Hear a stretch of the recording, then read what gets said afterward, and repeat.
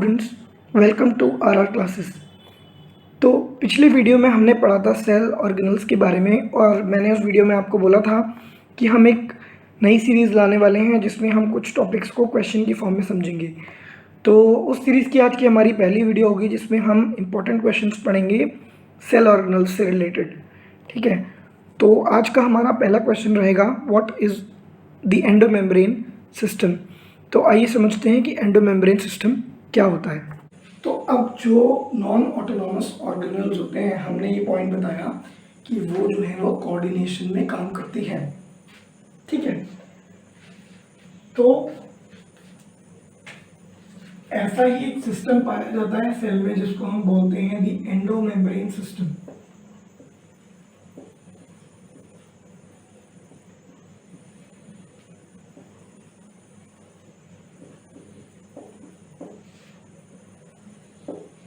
ठीक है, तो ये जो एंडोमेम्ब्रेन सिस्टम है, this consist of 5 organelles, 5 cell organelles that work in coordination to each other. ठीक है, तो what are those organelles? So those organelles are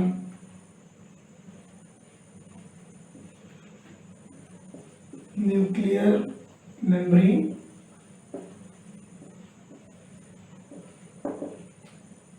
then we have the endoplasmic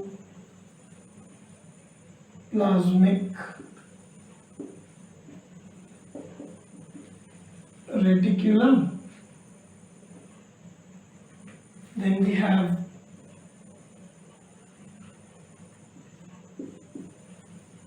Golgi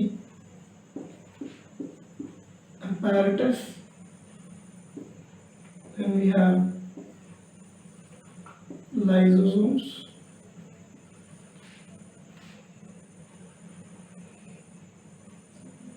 and cell और plasma membrane. ठीक है, ये 5 organelles जो हैं ये एंडोमेम्ब्रेन सिस्टम का पार्ट है और ये कोऑर्डिनेशन में काम करते हैं। इसको आप एक फैक्ट्री यूनिट की तरह समझो कि एक कंपनी है, तो उसमें न्यूक्लियर मेम्ब्रेन या न्यूक्लियस का क्या काम होता है कि वो सिग्नल भेजती है और रॉ मटेरियल भेजती है, और ईआर को बोलती है कि तुम ये ईआर जो है एंडोप्लाज्मिक रेटिकुलम, यानी इसको ईआर भी बोलते हैं, तो इसको बोलती है कि तुम जो है वो प्रोडक्शन करो, मैं तुम्हें रॉ मटेरियल दे रही हूँ, सिग्नल बता रही हूँ कैसे करना है, और ये जो है ये उसका प्रोडक्शन करता है। इस प्रोडक्शन को ट्रांसपोर्ट करने का काम गोल्जी apparatus का होता है।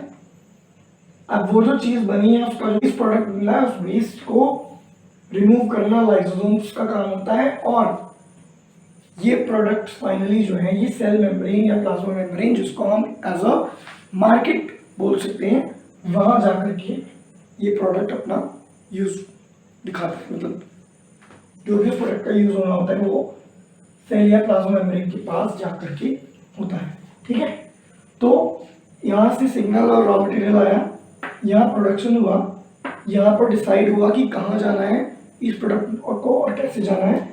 जो वेस्ट आया वो यहाँ पर डाइजेस्ट हुआ, और जो फाइनल प्रोडक्ट था वो हमारा सेल या प्लाज्मा मेम्ब्रेन से या तो सीक्रेट आउट हो गया या उसी के अंदर एम्बेड हो गया, अगर उसको वहां पर ही यूज है। ठीक है, इस एग्जाम्पल में एक डाउट और आता है कि इसने रॉ मटेरियल दिया, इसने उसको प्रोड्यूस किया, इसने ट्रांसपोर्ट किया, यहाँ से वेस्ट हटा, यहाँ पर इसका यूज हुआ या इसके थ्रू उन्होंने बाहर फेंक दिया इसको। तो ये सब जो ट्रांसपोर्ट हो रहा है ये कैसे हो रहा है? क्योंकि देखो जो फैक्ट्रीज होती हैं, जो कंपनी होती हैं, उसमें ट्रक्स होते हैं ट्रांसपोर्ट के लिए, रॉ मटेरियल के ट्रांसपोर्ट के लिए, प्रोडक्ट के ट्रांसपोर्ट के लिए। ठीक है, तो यहाँ पर भी इस तरीके के ट्रांसपोर्टर्स होते हैं जिनको हम बोलते हैं वेसिकल्स। क्या बोलते हैं? वेसिकल्स। ठीक है, so these vesicles work as transporters. Okay, अब जो टीचर्स हैं या जो क्वेश्चन बनाने वाले हैं, उनका ये क्वेश्चन हमेशा से फेवरेट क्वेश्चन रहता है कि why are mitochondria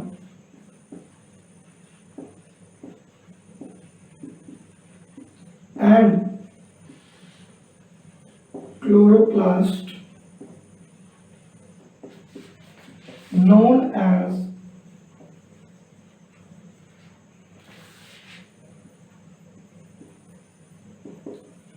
semi-autonomous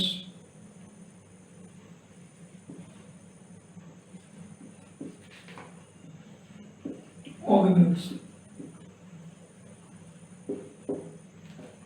ठीक है, ये टीचर्स का फेवरेट क्वेश्चन होता है कि why are mitochondria and chloroplast known as semi autonomous organelles. तो अभी हमने सेमी ऑटोनॉमस ऑर्गेनल्स की बात करी थी, जिसमें हमने बताया था कि सेमी ऑटोनॉमस ऑर्गेनल्स इनको इसलिए बोला जाता है क्योंकि नंबर 1 ये सेल्फ रेप्लिकेट कर सकते हैं, नंबर 2 इनके पास अपना जेनेटिक मटेरियल होता है, अपने राइबोसोम्स होते हैं, इसलिए कुछ फंक्शंस खुद परफॉर्म कर सकते हैं, but they are known as semi autonomous क्योंकि ये सारे फंक्शंस ऑन इट्स ओन नहीं कर सकते, इनको कुछ फंक्शंस के लिए न्यूक्लियस की हेल्प चाहिए होती है, न्यूक्लियर प्रोटीन्स की हेल्प चाहिए होती है, तो इसीलिए इनको सेमी ऑटोनॉमस ऑर्गेनल बोला जाता है। आप चाहते हो कि इस क्वेश्चन का एक प्रॉपर आंसर एक पेन कॉपी पे लिखा हुआ आपको मिले, so you can go on my Instagram page and वहाँ से आप उसको देख सकते हैं, और उस पेज पर आपको चैनल के बारे में और अपडेट्स भी मिलती रहेंगी कि हम कौन सा चैप्टर शुरू करने वाले हैं या कोई नई सीरीज शुरू कर रहे हैं, ऐसा कुछ। So just do follow that page, I will give the link in the description as well in the first comment. ठीक है, तो इस क्वेश्चन, आई होप इस क्वेश्चन का आंसर आपको मिल गया होगा, मतलब मैंने एक्सप्लेन कर दिया है, प्रॉपर नोट्स आपको वहाँ मिल जाएंगे इंस्टाग्राम पेज पे। ठीक है, जो अगला क्वेश्चन होता है वो एंडोमेम्ब्रेन सिस्टम का होता है, वो भी मैंने आपको एक्सप्लेन कर दिया है, उसके बारे में भी आपको अगर चाहिए तो I will upload that answer there as well. ठीक है, अब उसके बाद कुछ इंपॉर्टेंट चीज़ें आती हैं आपके इस चैप्टर में। ठीक है, तो बोर्ड में क्वेश्चंस आते हैं जैसे ये, तो कई इंपॉर्टेंट चीज़ें ऐसी होती हैं कि हर ऑर्गेनल को समझने के लिए उसकी एक्चुअल में वो क्या है, हमने उसको एक पेट नेम दे रखा है। ठीक है, कि इससे ये चीज़ आइडेंटिफाई होगी कि हाँ भाई ये बंदा ये काम कर रहा है। ठीक है, जैसे ऑफिस में भी होता है कि ऑल्दो डेजिग्नेटेड पोस्ट होती हैं कि he is a manager, he is that, but हम लोग बोलते हैं ना कि वो साइन करने वाले भैया, वो कंप्यूटर पे बैठने वाले भैया। सो अपनी ईज के लिए हम उनको कुछ ना कुछ एक ऐसा नाम दे देते हैं जो ऑटोमेटिकली उनके फंक्शन को बता रहा है। ठीक है, कि अगर एक पीवान है तो हम जनरली ये बोलते हैं कि वो भैया जो घंटा बजाते हैं ना वो ऐसा कर रहे थे, तो अपनी आइडेंटिफिकेशन के लिए हम उसको एक अपना नाम दे देते हैं। ठीक है, जो कि उनके फंक्शन को अच्छे से डिफाइन करता है और आइडेंटिफिकेशन में मदद करता है। सो सिमिलर सेल के साथ भी होता है, तो जैसे जो हमारा न्यूक्लियस जो है, न्यूक्लियस को बोला जाता है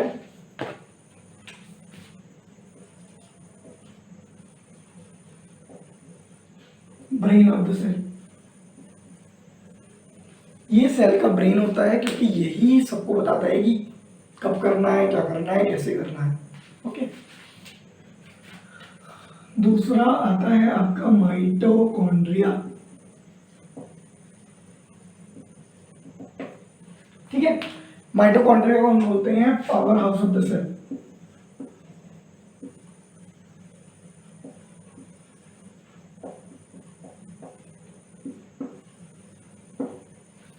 ठीक, फिर आता है हमारा क्लोरोप्लास्ट।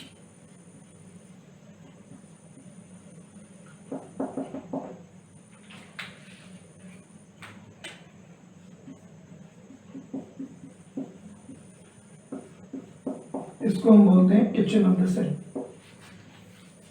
ठीक है, तो ये क्वेश्चंस कभी कभार एमसीक्यूज वगैरह में पूछ लिए जाते हैं कि what is known as the power house of the cell, या what is known as the brain of the cell, या what is known as the kitchen of the cell.